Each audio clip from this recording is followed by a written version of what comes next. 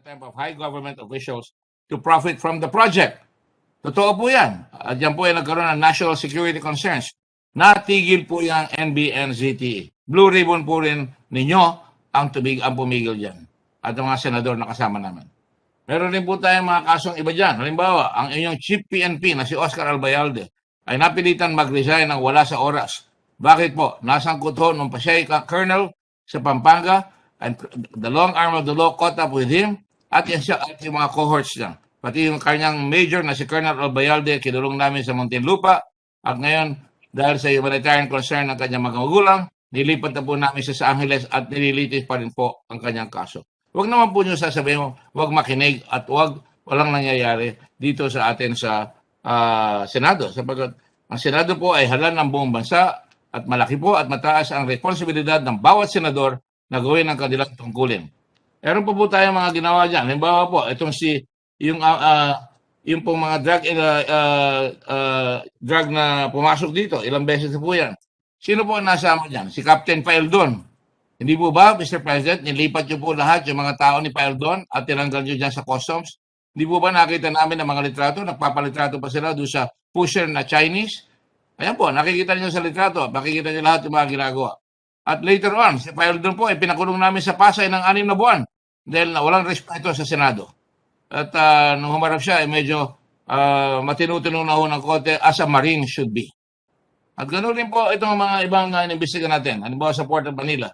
Hindi po ba hanggang ngayon si Mark Taguba, si Irene Tata, the hamak na teacher, siya ang naipit. Pero yung Mark Taguba na matagal lang namamayagpag dyan sa customs at yung mga kasama nila, ang dami nila na pangalanan dyan, ay talagang natigil at naudlot yung kanilang ginagawa.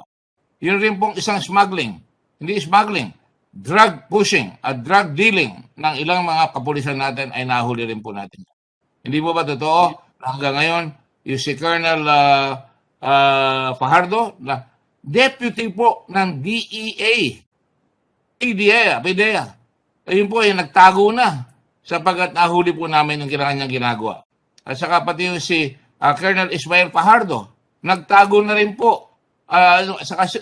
Si Eduardo Acerto, wala pong ginagawa ang kapulisan para mahuli ang mga yan. Dapat mahuli. Dahil bilyon-bilyon na pumasok na pera ng drugs dyan at nakinabang yung mga yan. So, Mr. President, we're really trying to support you by supporting your drug problems. And hindi lang isang beses yan, maraming beses na. Ang nakakasakit pa nga ho, yung si Espinosa, pati yung tatay niya, pinasok sa kulungan, violation ng international humanitarian law at saka human rights, pinasok ko doon sa kulungan at pinagbabaril. At pagkatapos ano po nangyari kay Colonel Marcos. Si Colonel Marcos po ay nilipat, mabuti hindi na nanilinig yun, pero nilipat ang dadala siya doon sa ibang lugar.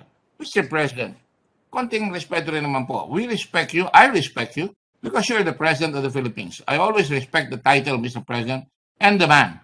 Pero huwag naman ho tayo magsasalita sa co-equal branch of government na hindi ginagawa ang trabaho nila.